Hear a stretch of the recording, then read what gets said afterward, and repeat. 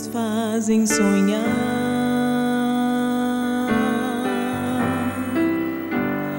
Recantos felizes da natureza, onde qualquer ser humano gostaria de estar.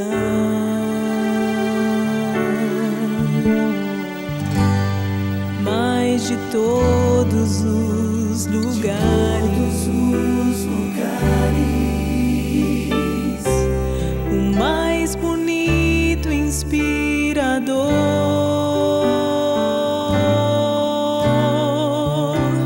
é onde fico em oração, junto aos pés do Salvador. O melhor lugar do mundo é aos pés do Salvador. É ali onde a esperança traz alívio ao sofredor. É ali onde eu me encontro com a fonte do amor. O melhor lugar do mundo é aos pés do Salvador.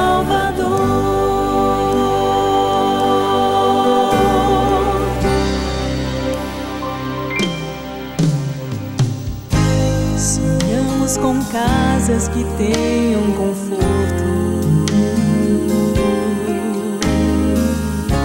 talvez numa encosta com vista pro mar.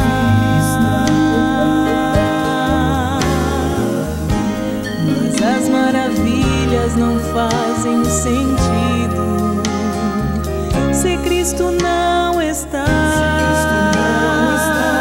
no primeiro lugar.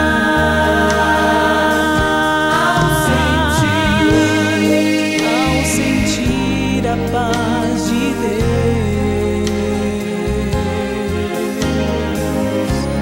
seu poder e amor profundo, eu posso estar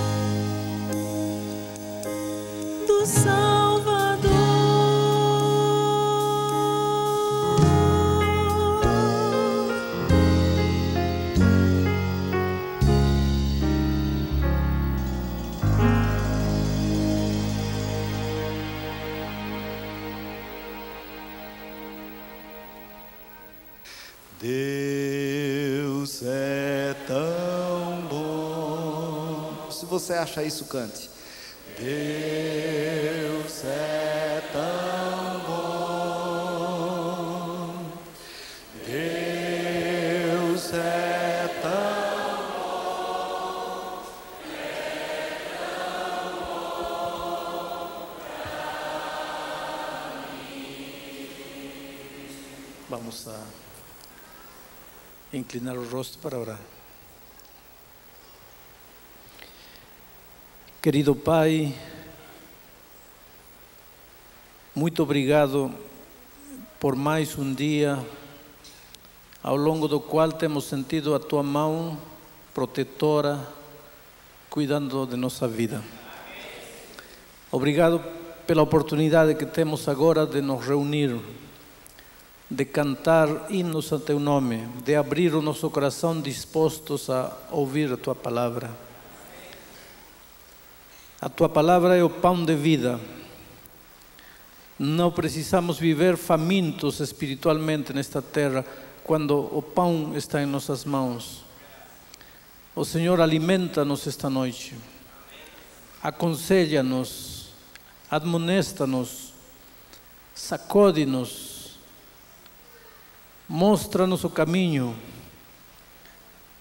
Não queremos seguir nossos próprios caminhos. Nossos próprios caminhos nos conduzem para a destruição e a morte. Queremos seguir os Teus caminhos. Mostra-nos, Senhor, qual é o sendeiro. Nesta hora, antes de abrir a Bíblia, move-te em todos os auditórios do Brasil. Move-te aqui, na pessoa de Teu Espírito Santo. Toca as vidas, aqueles que estão desesperados, aqueles que não sabem o que fazer, aqueles que estão tristes, aqueles que estão atormentados pelo peso da culpa, os escravizados por algum hábito, algum vício, os escravizados de Satanás, que esta noite, com o poder de Teu Espírito, sejam libertos, que o inimigo não tenha mais autoridade sobre estas vidas, mas que quando chegar o momento da decisão esta noite, essas pessoas se entreguem a Ti, que confiem em Ti, que segurem Teu braço poderoso para caminhar de vitória em vitória. Consola os afligidos, cura os enfermos que talvez estão neste momento no leito da dor, liberta o coração oprimido dessas pessoas que talvez estão nas prisões, ouvindo a mensagem pela rádio. Ó Pai, não permitas que ninguém deixe de sentir o trabalho de Teu Espírito em sua vida. Talvez na estrada, viajando, alguém está sintonizando a mensagem através da rádio. Toca esse coração. Mostra para ele que, apesar das circunstâncias difíceis, nem todo está perdido. Nem todo está perdido quando o Filho de Deus crê em Ti, quando confia em Ti. Tu és capaz de abrir o mar vermelho, de tirar água da rocha. Tu podes, neste momento, apresentar-te na vida das pessoas em conflito e libertá-las e ajudá-las. Agora, Senhor, com essa confiança, abrimos a Tua palavra, em nome de Jesus Cristo. Amém. São Mateus, capítulo 13. O capítulo 13 de São Mateus está cheio de parábolas. Permítanme ler uma parábola que está a partir do versículo 24. São Mateus, capítulo 13, a partir do versículo 24. Outra parábola lhes propôs Jesus, dizendo: o reino dos céus é semelhante a um homem que semeou a boa semente no seu campo. O Senhor Jesus usa a expressão reino dos céus para se referir ao reino dos céus e para se referir também à sua igreja nesta terra. E quando nós sabemos que está falando do reino dos céus, e quando sabemos que está falando da sua igreja nesta terra, isso depende do contexto. A gente lê o que está antes, o que lê depois, e percebe de que o Senhor está falando. Aqui, evidentemente, Ele está se referindo à igreja de Deus na terra. O reino dos céus é semelhante a um homem que semeou boa semente no seu campo. Mas, enquanto os homens dormiam, veio o inimigo dele semeou o joio no meio do trigo e retirou-se. E quando a erva cresceu e produziu fruto, apareceu também o joio. Então, vindo os servos do dono da casa, lhe disseram: Senhor, não semeaste boa semente no teu campo? Donde vem, pois, o joio? Jesus, porém, lhe respondeu: um inimigo fez isso. Mas os servos lhe perguntaram: queres que vamos e arranquemos o joio? Não, replicou Jesus, para que ao separar o joio, não arranqueis também com ele o trigo. Deixai-os crescer juntos até a colheita, e no tempo da colheita direi aos ceifeiros: ajuntai primeiro o joio, atai-o em feixes para ser queimado, mas o trigo recolhei-o no meu celeiro. Aí termina a parábola, mas a partir do versículo 36 está a explicação da parábola, feita pelo próprio Senhor Jesus. E diz assim: então, despedindo as multidões, foi Jesus para casa. E chegando-se a ele, os seus discípulos disseram: explica-nos a parábola do joio do campo. E Jesus respondeu: o que semeia a boa semente é o Filho do Homem. O campo é o mundo. A boa semente são os filhos do reino, os membros da igreja. O joio são os filhos do maligno. O inimigo que o semeou é o diabo. A ceifa é a consumação do século. E os ceifeiros são os anjos. Pois assim como o joio é colhido e lançado no fogo, assim será na consumação do século. Mandará o Filho do Homem os seus anjos, que ajuntarão do seu reino todos os escândalos e os que praticam a iniquidade, e os lançarão na fornalha acesa. Ali haverá choro e ranger de dentes. Então os justos resplandecerão como o sol no reino do seu Pai. Quem tem ouvidos para ouvir, ouça. Quem tem ouvidos para ouvir, ouça. Algumas expressões de Jesus são meio esquisitas. Quem tem ouvidos para ouvir? Mas para que são os ouvidos se não são para ouvir? Acontece que tem gente que tem ouvidos, mas não é para ouvir. Aqui não se trata de ouvir. O ouvir de Jesus não é ouvir. Se trata de ouvir e praticar. Tem gente que ouve, mas a vida deles não muda. Essa gente tem ouvidos para ouvir, mas não ouve. Mas tem gente que ouve e pratica. E Jesus diz aqui: esta parábola é para aqueles que têm ouvidos para ouvir. A minha pergunta esta noite para você: você tem ouvidos para ouvir? A palavra de Deus produz frutos na sua vida? Esta parábola é muito importante, especialmente para todos aqueles que estão conhecendo a palavra de Deus.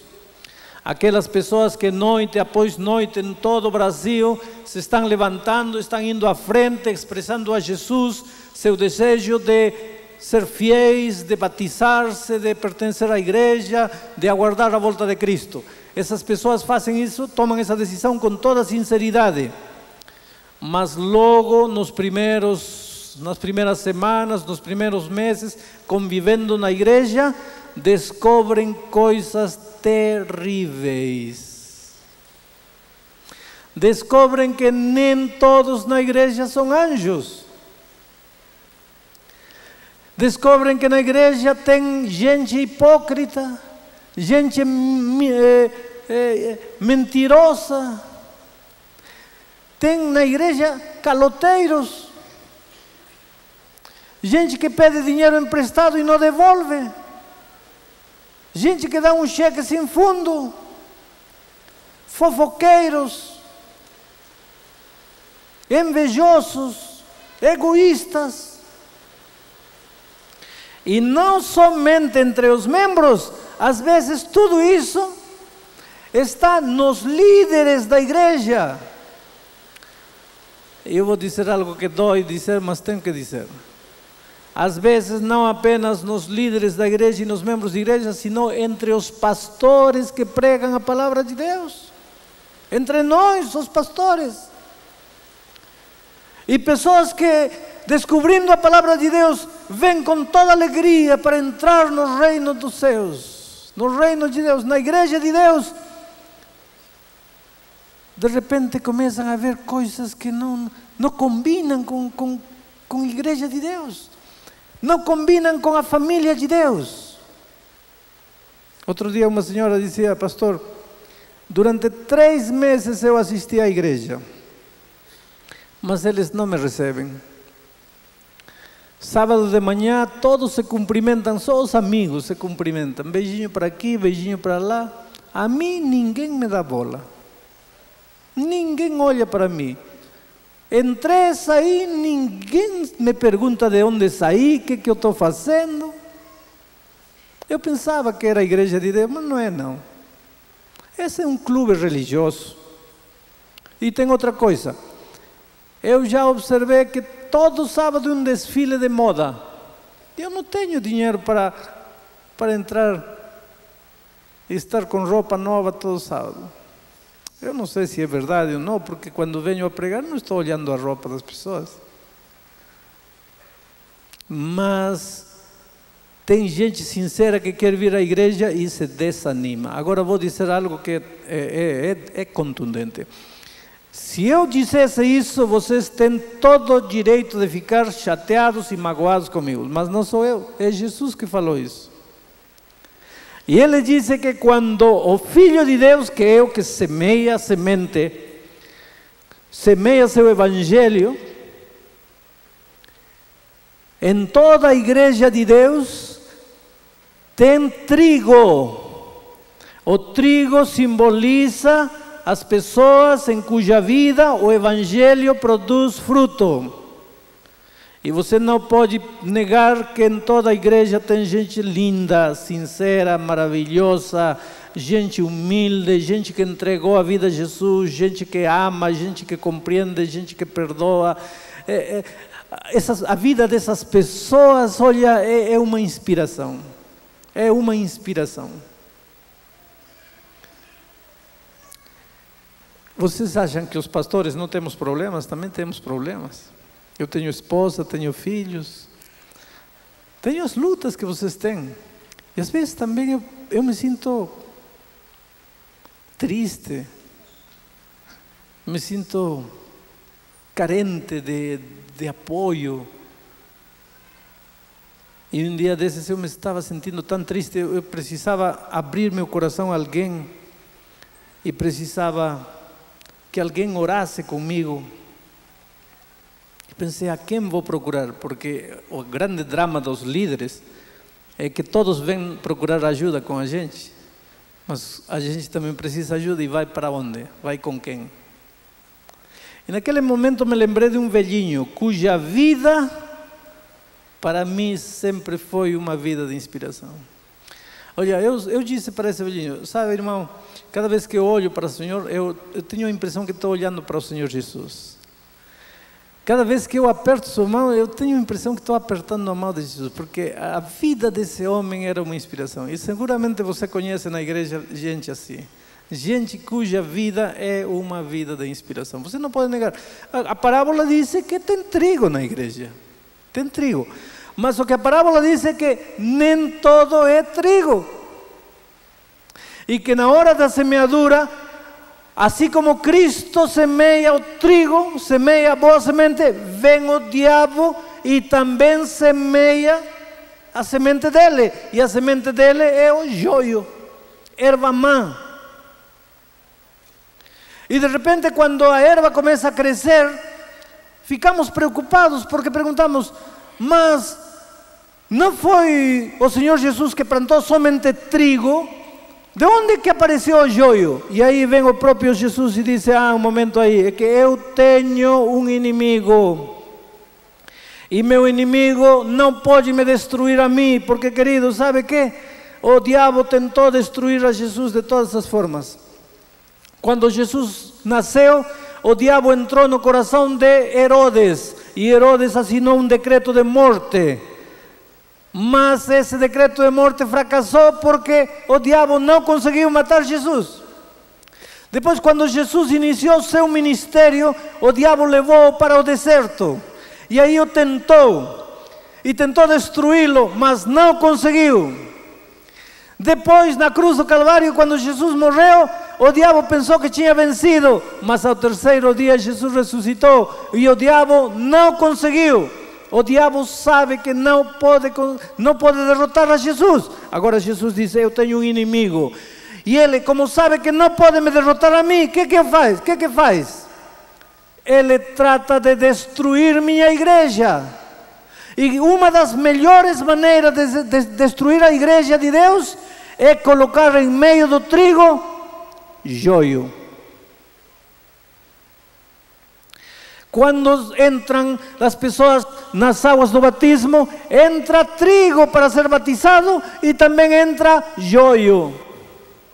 Agora você vai dizer, e por que não batizamos só o trigo? Para que batizamos o joio? Bom, foi isso que falaram os servos ao Senhor.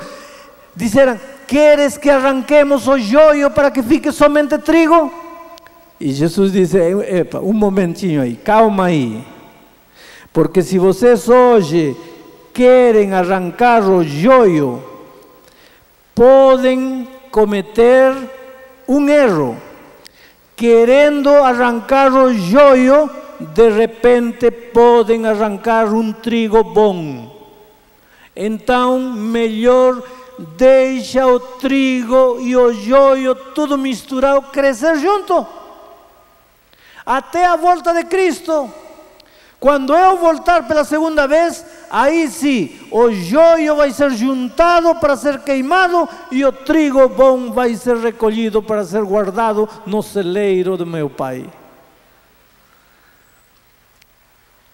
Sabe qual é o nosso problema quando estamos entrando na igreja de Deus?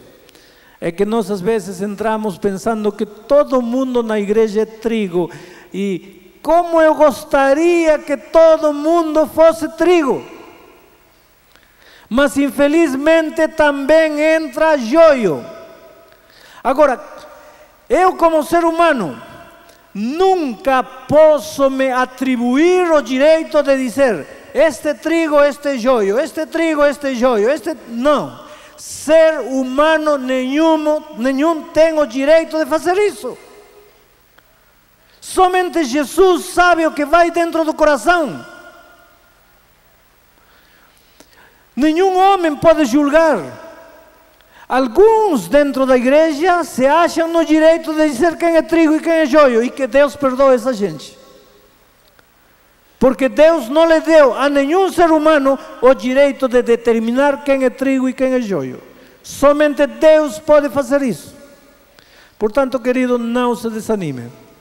Você que está tomando a decisão estes dias, quando entrar na igreja e você ver gente mentirosa, gente hipócrita, gente falsa, gente que prega uma coisa e vive outra coisa, gente que gosta de aparecer, mas em realidade nunca passou pelo milagre da conversão, e você fica frustrado, fica desapontado, como é possível? Eu estou vindo lá da fora da hipocrisia, da mentira, da trapaça, entro na igreja de Deus e encontro as mesmas coisas, com uma diferença: os de fora não têm nada das mãos, e os de dentro andam com uma Bíblia debaixo do braço, mas tudo é igual.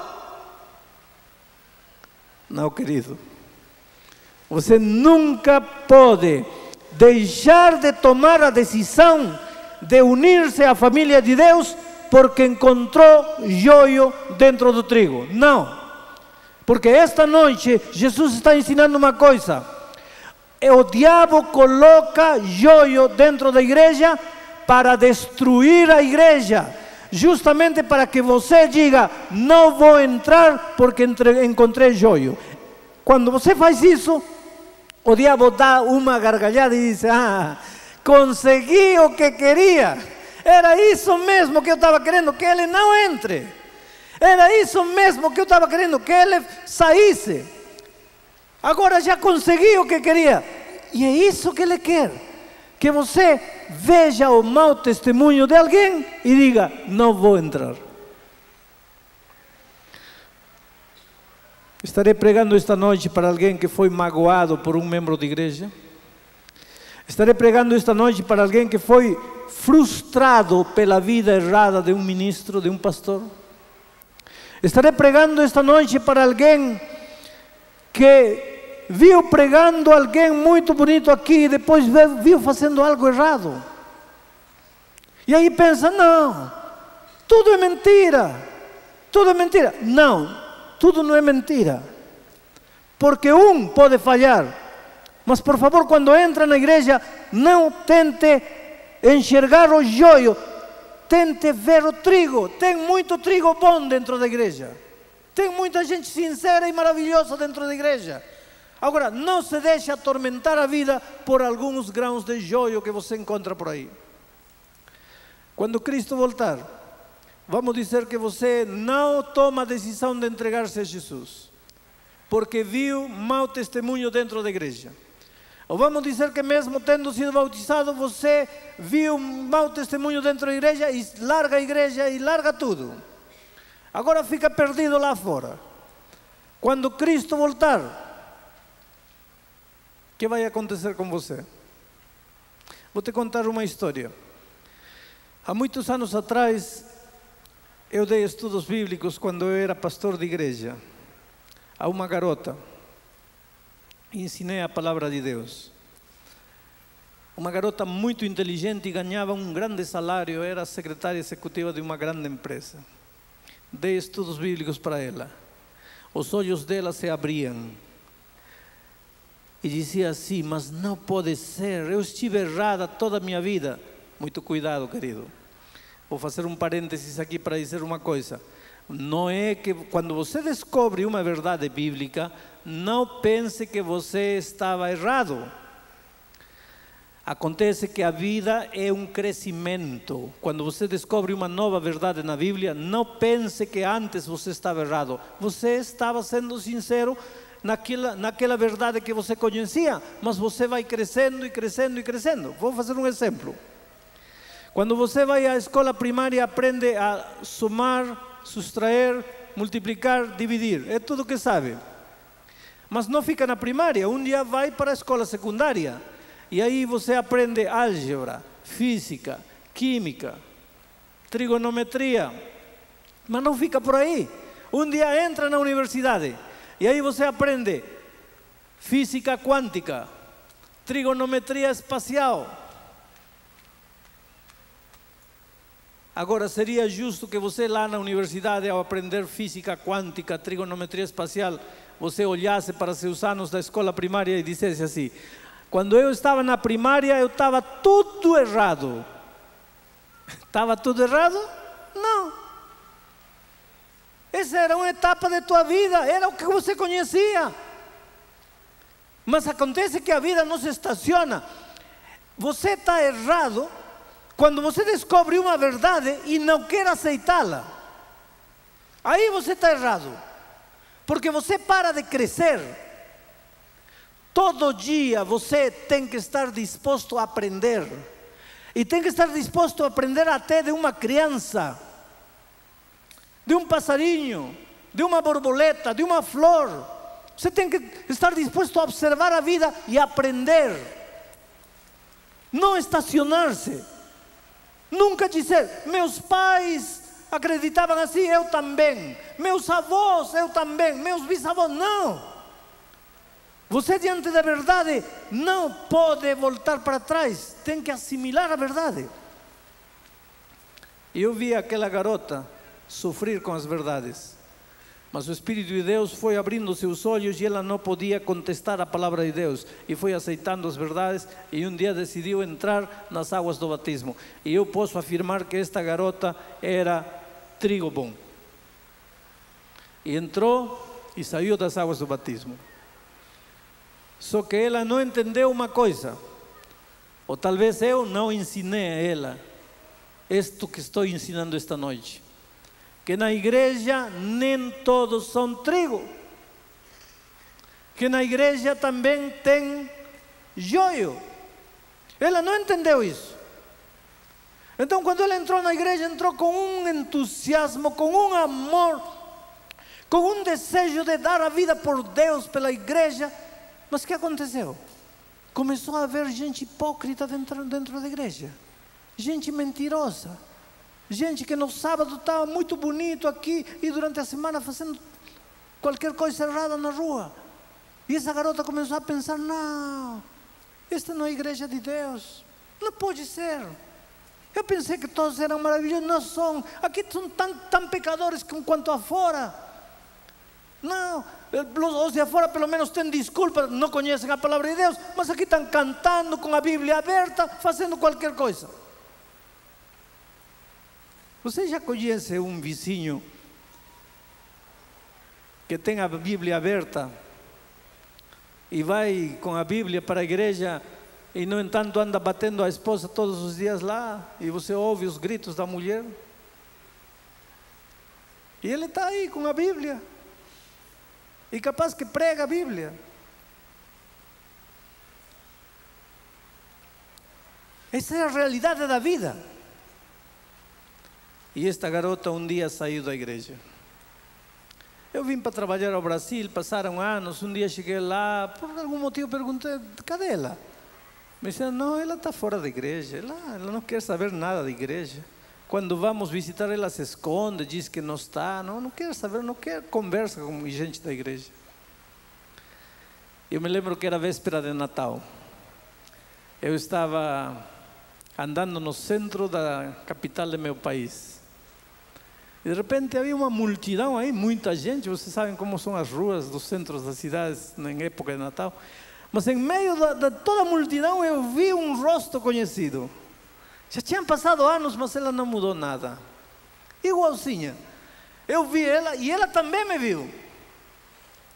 Ela baixou a cabeça e entrou num supermercado. Eu sabia que tinha me reconhecido e que não queria falar comigo. E eu entrei atrás dela no supermercado. E ela se escondeu atrás de uma prateleira e eu fui lá atrás.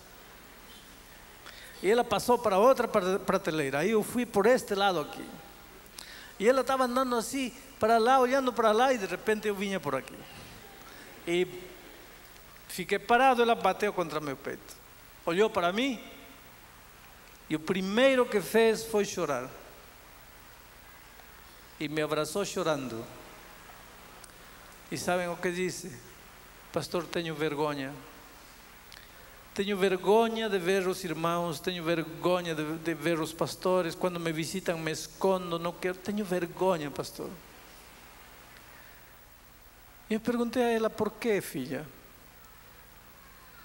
Eu te acompanhei em todo o processo de conversão, eu vi tuas lágrimas, tuas lutas, como você renunciou a tanta coisa, como por amor a Jesus deixou tudo. O que aconteceu? Por que hoje você está fora? E ela chorando disse: pastor, eu não estava preparada para entender que dentro da igreja não há somente trigo, também há joio. E o mau testemunho dessas pessoas me foi desanimando lentamente. Só que, pastor, estou tanto tempo fora da igreja que tenho vergonha de voltar. Que dirão as pessoas? Como vão me olhar? Eu conheço as pessoas. Vão olhar para mim, vão falar mal de mim. Eu tenho vergonha. Agora, pastor, eu sei que estou perdida. Cada vez que eu passo frente a uma igreja, eu tenho até vergonha de olhar para a igreja, olho para outro lado, mas eu não sou feliz. E ela disse: pastor, as pessoas da igreja me magoaram, fizeram tanta coisa que me magoaram. E eu falei o que, por isso contei a história.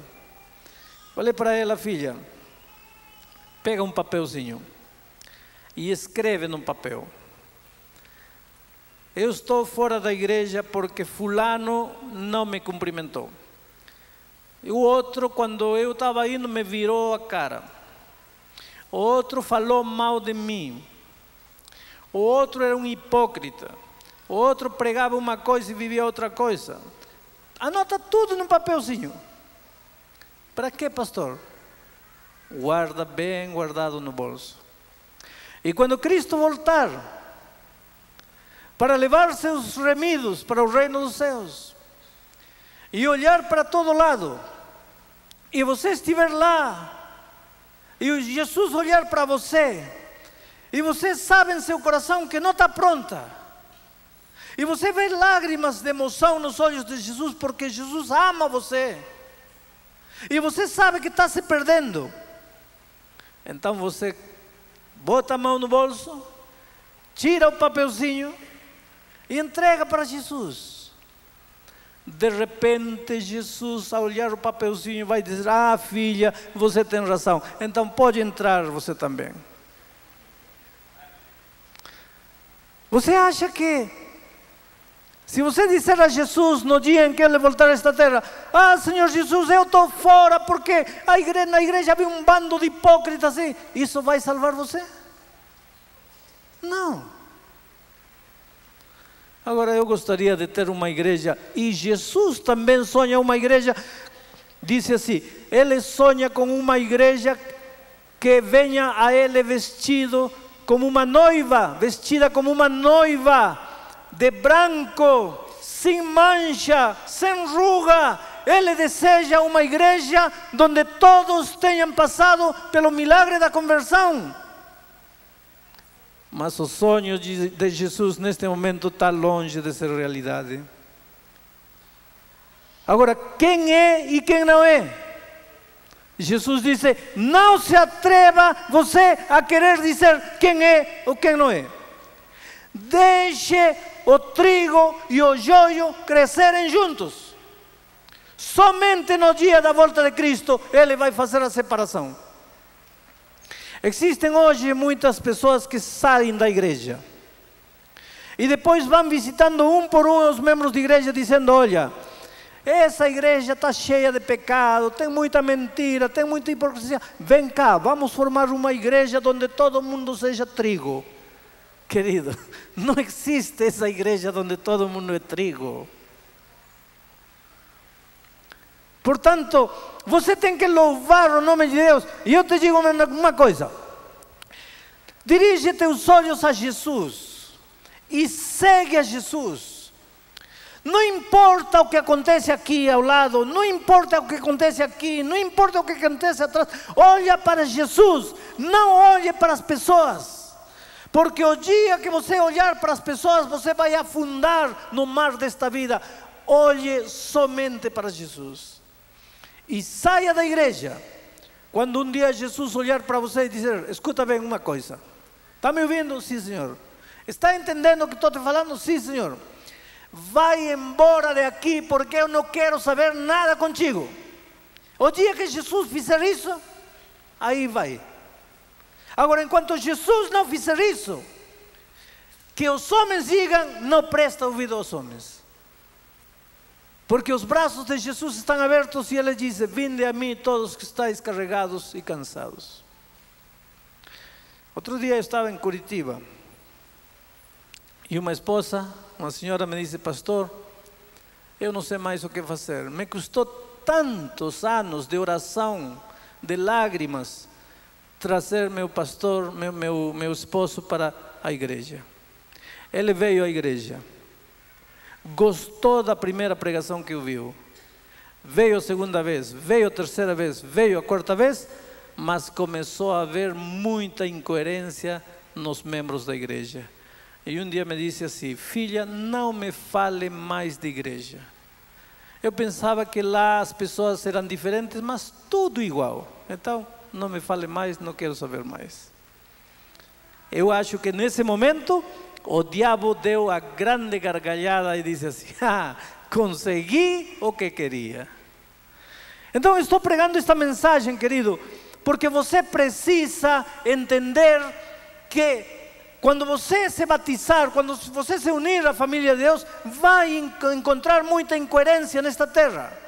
Hoje esta igreja é uma igreja militante, mas por favor não deixe que o testemunho mau das pessoas desanime você e leve você para a destruição. Esta noite quero contar uma história muito interessante de Ricardo. Ricardo conheceu a igreja quando tinha 12, 13, até 14 anos de idade. Estava para se batizar na igreja. Uma família adventista em Uberlândia o levava para a igreja. Só que ele começou a ver essas incoerências na vida das pessoas. E vocês sabem que uma das características dos jovens é a autenticidade, não? O jovem se mostra como ele é. E ele não aceitava isso. Muitos jovens dentro da igreja, enrustidos, essa é a palavra? Camuflados, muito santinhos aqui, e fora, o sábado à noite, pintam e bordam, não? Agora o sábado de manhã cantando maravilhosamente. Ele não aceitou essas incoerências, saiu. Nunca se batizou, saiu. E que dissemos a segunda noite? O diabo sai de uma vida e vai lá passear pelo deserto. E depois não tem onde pousar e diz, voltarei à minha casa. E vai à casa, encontra vazia, e foi isso. O diabo encontrou a casa vazia, entrou. E entrou com tudo, trouxe 7 mais. E o coitado de Ricardo mergulhou fundo na miséria da vida. Cigarro, álcool, mulheres, drogas. Os pais que não conhecem Bíblia, que não conhecem igreja, sofriam ao ver o seu filho destruindo sua vida. Passaram 5 anos, passaram 10 anos, mas a palavra de Deus plantada no coração de Ricardo nunca morreu. Este ano, Ricardo, aqui em São Paulo, começou a estudar de novo a palavra de Deus. E hoje ele entende que na igreja há trigo e há joio. E ele não permitirá nunca mais que o joio o afaste da igreja. Apesar do joio, ele continuará firme. Agora, tem algo interessante. Neste momento, na igreja de Uberlândia, estão seus pais que não sabiam que ele se batizaria. E está a família que há anos atrás, porque ele agora tem 26 anos, ou imaginem quando 12, 13, 14 anos, aquela família que o evangelizou, aquela família que lhe ensinou por primeira vez a palavra de Deus, está neste momento lá em Uberlândia. E eu acho que eles estão vendo o fruto do trabalho de evangelização que fizeram, mas estão vendo esse fruto quase 14 anos depois que tudo aconteceu.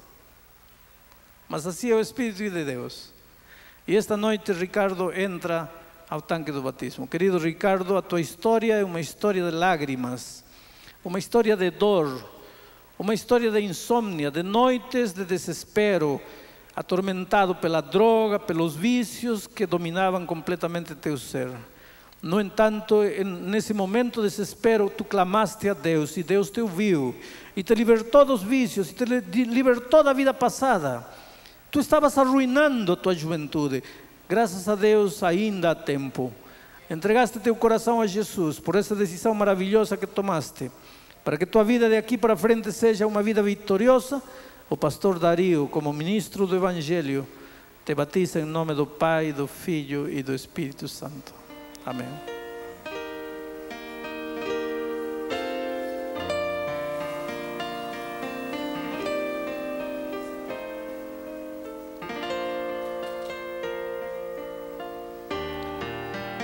Obrigado. Ricardo, antes de sair, olha para a câmera lá, aquela câmera do centro. Porque a família que te evangelizou e que neste momento está em Uberlândia está olhando para você. E se você quer sorrir para eles e fazer um aceno de mão, pode crer que teus pais também estão contemplando você lá de Uberlândia. Que Deus abençoe vocês. Como o Espírito de Deus e como Deus usa a tecnologia, não? Os pais lá em Minas Gerais, ele aqui, e estão vivendo todos a emoção do momento do batismo dele a tantos quilômetros de distância. Alguma vez você já se perguntou, vou mencionar 3 milagres de Cristo. Quando ele converteu a água em vinho, lembra desse milagre? Ele transformou a água em vinho. Só que antes de operar o milagre, ele disse aos homens: enchei essas vasilhas de água. A minha pergunta é a seguinte: se Jesus tinha poder para transformar água em vinho, ele não tinha poder para encher as vasilhas de água? E se tinha poder, por que disse aos homens: enchei as vasilhas de água? Sabe por quê? Porque há algo que você, como homem, não pode fazer. Você não pode transformar água em vinho. Ele, Jesus, pode fazer. Mas há algo que você pode fazer e Jesus não vai fazer. Você pode encher as vasilhas de água. Segundo milagre.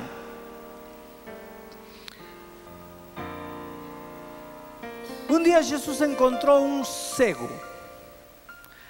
e colocou barro em seus olhos e disse: agora vai ao tanque de Siloé e lava-te. Eu pergunto, se Jesus tinha poder para devolver a visão do cego, não tinha poder para lavar os olhos do cego? E por que não lavou? Sabe por quê? Porque há algo que você, como homem, não pode fazer. Você não pode devolver a visão a um cego. Jesus pode e ele vai fazer. Mas há algo que Jesus não vai fazer, porque você pode fazer. E é lavar os olhos. Isso você pode fazer. Terceiro milagre.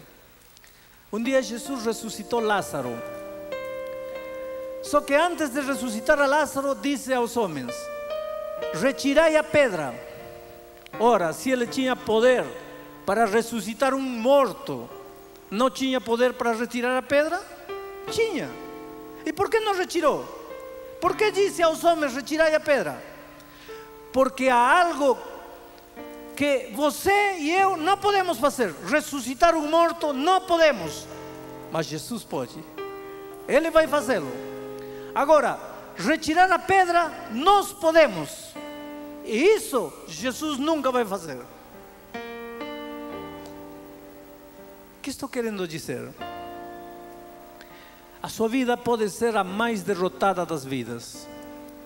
A sua vida pode ser a mais quebrada das vidas. Você neste momento pode pensar que a sua vida não tem solução, que você está perdido, que você está acabado. Você pode ter tentado livrar-se dos vícios, dos hábitos, você não tem forças. E às vezes você chega à conclusão: não adianta lutar porque estou perdido, estou acabado. Querido, se Jesus foi capaz de ressuscitar um cadáver, pode também ressuscitar você na vida espiritual. Não há nada que Jesus não possa fazer por você. Quero que você entenda isso. Agora, há algo que Jesus nunca vai fazer por você. E sabem o que? Tomar a decisão. Isso Jesus não vai fazer. É você que tem que tomar a decisão. Um dia uma mulher estava com hemorragia há 18 anos. Não podia curar-se com nada. Jesus estava passando e a mulher, por entre as pernas das pessoas, porque havia muita gente, foi lá e tocou o vestido de Cristo e foi curada. Se tivesse ficado aqui parada, teria continuado enfermo o resto da vida, mas acreditou que Jesus podia e se aproximou de Jesus, apesar de que as pessoas lhe impediam o passo. Jesus pode fazer maravilhas na sua vida, mas não pode trazer você pela força. Você pode perguntar: pastor, como devo ir a Jesus? Tal qual você estiver, cheio de pecado, cheio de derrota, incapaz, não consegue, já prometeu, não cumpre. Venha Jesus. Ah, pastor, mas não estou preparado. Não precisa estar preparado. Venha Jesus. Entregue sua vida do jeito que está. Ah, pastor, mas tem muita hipocrisia. Venha. Não permita que a hipocrisia impeça que você chegue perto de Jesus. Mas encontrei falsidade na igreja. Não te interessa. Olha para Cristo. Venha Jesus. E eu vou pedir a Sonete que venha cantar esta noite.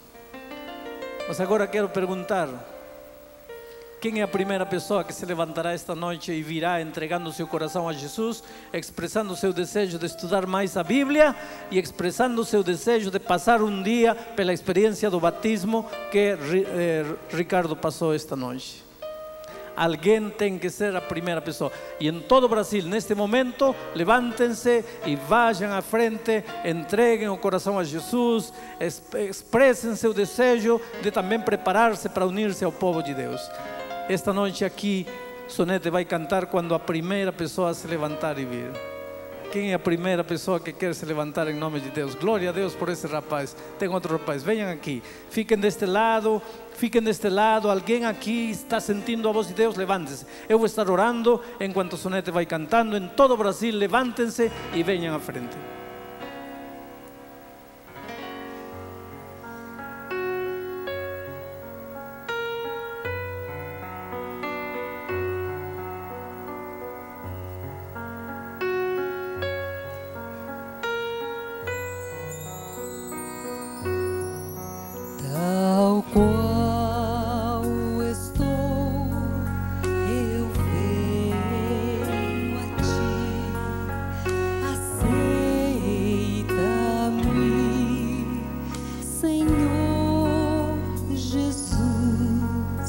Quero andar para sempre em tua luz com fé, Senhor. Eu me achego a ti.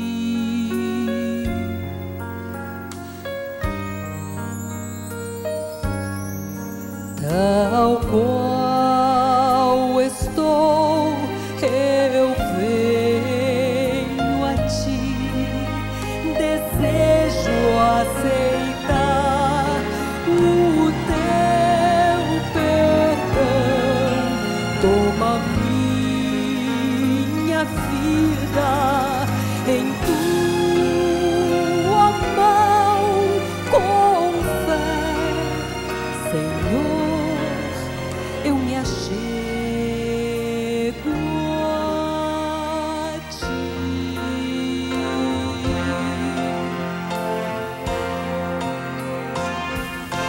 Tal qual estou, eu venho a ti. Transforma, Senhor, meu coração, recebendo a graça da salvação com fé, Senhor. Eu me achego a ti.